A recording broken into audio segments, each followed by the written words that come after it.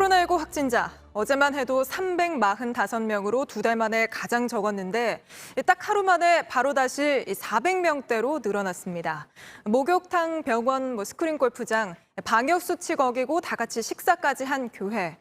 코로나는 정말 우리가 방심한 틈을 놓치는 법이 없습니다. 방역당국은 변이 바이러스를 언급하며 코로나는 더 무서워지고 있으니 긴장의 끈을 놓지 말아달라고 당부했습니다. 오늘 첫 소식 이가혁 기자가 보도합니다.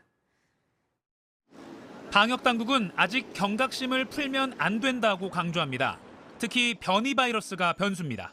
전 세계 각지에서 다양한 변이가 속속 발견되면서 전파 속도는 물론이고 중증도도 높아진다는 발표가 있습니다. 이는 코로나19 방역의 큰 변수의 하나입니다.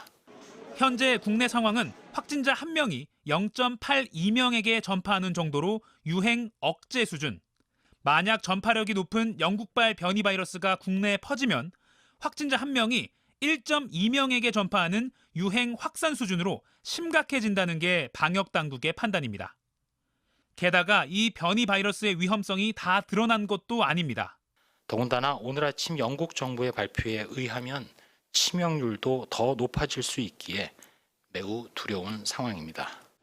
확진자 숫자는 줄고 있지만 일상생활 속 집단 감염도 이어지고 있습니다.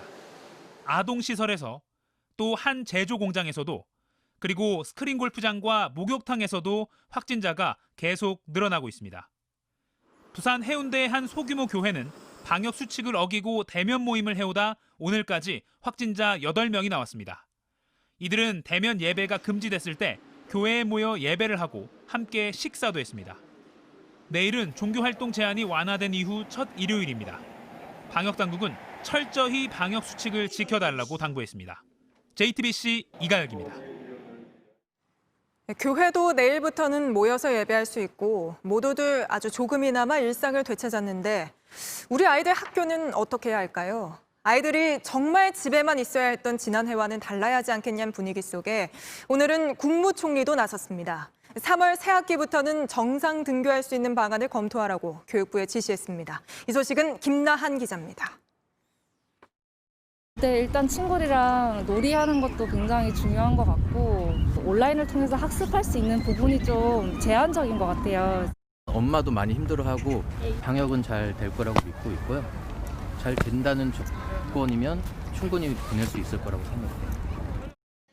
지난 한 해 아이들은 친구와 어울려 놀 기회를 빼앗겼고 학부모는 종일 돌봄에 지쳤습니다.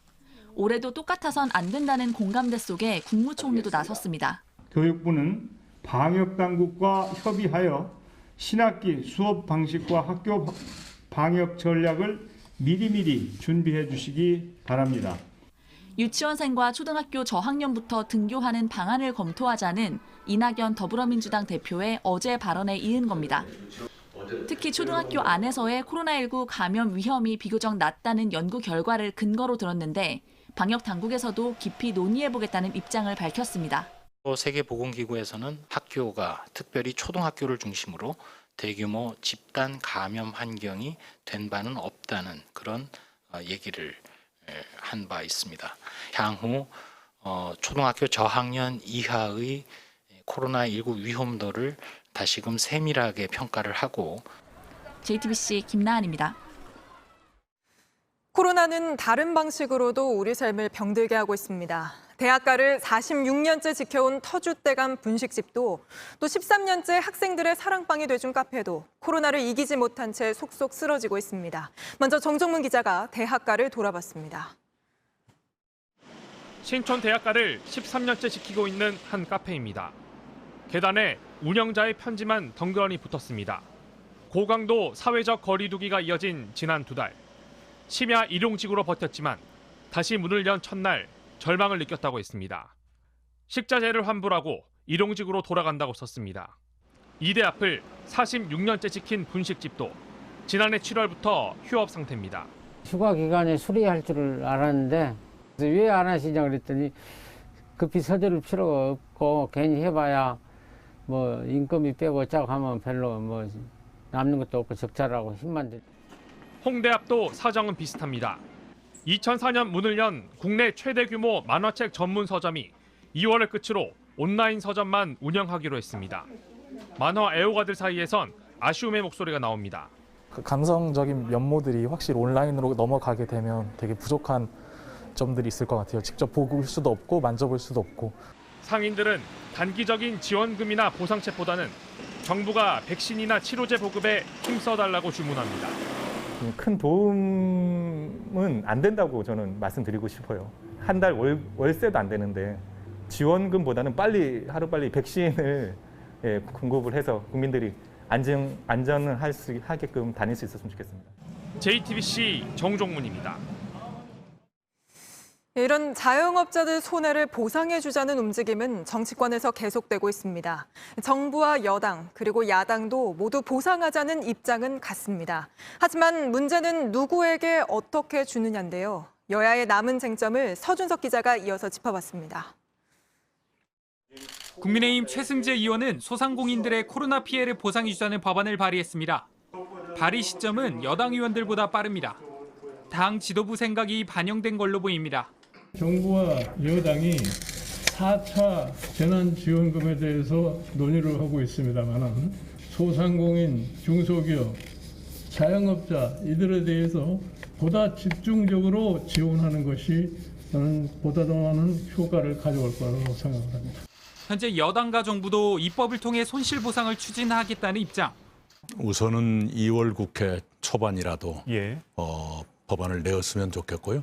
그리고 아까 손실보상이라든가 이익공유라든가 하는 법안들이 나와 있습니다. 국민의힘은 시행령 등 행정조치를 통해 속도를 더 내는 게 좋겠다는 입장을 밝힌 상태입니다. 손실보상이란 방향 자체를 놓고선 결과적으로 여야가 입장이 같아진 겁니다. 다만 여야가 바로 합의에 이를 수 있을지는 아직 미지수입니다. 일단 재원 문제입니다. 국민의힘은 추경보다는 한국형 뉴딜 등 기존 예산을 구조조정해서 재원을 마련해야 한다는 입장입니다. 또 보상 대상도 여당과는 다릅니다. 시급하지 않은 사업들은 잠시 미루어 두어도 충분합니다. 지금 사경을 헤매고 있는 사람이 있는데 우선 살리는 것이 급선무입니다. 이에 따라 아직 구체적 방안을 내놓지 않은 여당 지도부가 어떤 카드를 내느냐에 따라 여야 합의, 나아가 손실보상 절차의 속도가 결정될 전망입니다. JTBC 서준석입니다. 코로나로 끝이 보이지 않는 긴 터널 속에 있는 분들 또 있죠. 지금 이 순간에도 코로나와 사투를 벌이고 있을 의료진입니다. 영웅이라고 치켜세우고 덕분에라며 응원했지만 1년이란 시간은 응원만으로 버티기 힘든 긴 시간이었습니다. 먼저 여도현 기자가 의료진의 하루부터 전해드립니다. 코로나 격리병동 안으로 들어갈 수 있는 건 오직 의료진뿐. 그러다 보니 간호사들은 환자들의 생활도 책임져야 합니다. 대소변도 다 침대에서 치워드려야 되기 때문에 그것도 치워드려야 되고 밥도 혼자 드실 수 없기 때문에 저희가 다 이제 식사까지 다 수발을 해야 하는 부분. 필기 관리도 해드려야 되죠. 너무 샤워하고 싶다고 그러시더라고요. 제가 이렇게 샤워도 시켜드렸고 커피가 너무 먹고 싶다고 소원이라고 하셔가지고 커피도 타다 드리고. 고인이 된 환자의 마지막을 준비하는 것도 간호사의 몫입니다. 저희가 이제 소독을 다 하고 환자를 이렇게 따로 그 시신을 담는 그런 백이 있어요. 가방이. 거기다가 이제 넣어서 화장을 하러 가시죠. A씨가 있는 병원에서 간호사 1명이 돌봐야 하는 환자는 10명. 방호복은 1년 가까이 입었어도 익숙하지 않습니다. 손가락이 일단 제대로 굽혀지지도 않고 환자 1명을 이제 저렇게 자리를 해드리고 나면은 땀이 완전 범벅이거든요. 간혹 의료진들을 더 힘들게 하는 환자도 있습니다. 네 월급을 내가 준다는 식으로 왜 나를 잡아놨냐, 이건 음모다 막 이러시면서 나가겠다, 너네 고소하게 돼서. 하루 종일 바이러스와 싸우다가 혹시 아이에게 옮길까 집에도 가지 못합니다. 그렇게 버티고 버틴 1년. 이제는 더 이상 버틸 자신이 없다고 말합니다. 힘내라는 말조차도 이제 귀에 안 들어올 정도로 누가 이렇게 건들면 눈물이 왈카닥 쏟아질 정도로 이 간호사들이 지쳐있는 거는 우리가 아무리 얘기를 해봤자 상황이 더 나아지는 게 없구나. 난 언제까지 그럼 이렇게 버틸 수 있을까. 인증되었습니다. JTBC 여도현입니다. 네, 이렇게 너무 지치면 응원만으로는 버틸 수 없죠. 한 지방의료원에서는 지난해 전체 의사 중 절반 가까이가 사표를 냈습니다. 어떤 곳은 이번 달에만 간호사 7명이 사직했습니다. 국민들 응원에 어떻게든 힘을 짜내다가도 훨씬 좋은 파견 간호사 처우에 결국 주저앉는다고 하는데요. 이대로 괜찮은 걸까요? 이어서 유요한 기자가 보도합니다. 전라남도 순천의료원에서는 지난해 의사 16명 중 7명이 사직서를 냈습니다. 채용 공고를 냈지만 아직 2명을 채용하지 못했습니다. 7분이 대부분의 사유가 개인 개업 사유인데 이제 이면에는 우리가 코로나 전담병원 하다 보니까 의료진 부족이 일부 지역만의 문제는 아닙니다. 올해 1월 기준 전국 8개 지역 공공의료원은 의사와 간호사 611명의 자리가 비어 있습니다. 공공병원은 안 그래도 인력이 부족한데 코로나 환자를 맡게 된 이후 사람을 구하기 더 어려워졌습니다. 이미 지칠 대로 지쳤지만 약속한 인력 충원도 더딥니다. 인력 충원을 해주겠지라는 그런 희망을 가지고 일을 했었었는데 그게 1년이 지속되다 보니까 게다가 방역 당국의 원칙 없는 처우도 문제입니다. 파견 간호사에 대한 지원은 늘었지만 공공병원 간호사에 대한 지원은 제자리였습니다. 저희 병원 월급은 정말 1원도 오르지 않았는데 거의 소년에는 7개월 일했는데 7천 정도 벌었다. 그러다 보니 차라리 파견 간호사를 선택하는 일도 많습니다. 돈 밝힌다 하실 수 있지만 내가 일한 만큼 정당하게 받는 대가니까요. 저는 그러면 선생님 돈 더 받는데 그쪽으로 가고 싶어요 이러면 가던 후배들도 있어요. 현장에선 어느 정도 확진자 숫자가 줄어든 지금 의료 인력을 확보해 전열을 가다듬어야 한다고 말합니다. 공공의료기관이라고 해서 희생을 강요한 게 아닌가. 의료 인력들에 대한 충분한 어떤 보상 체계가 필요한 상황이에요. JTBC 유요한입니다.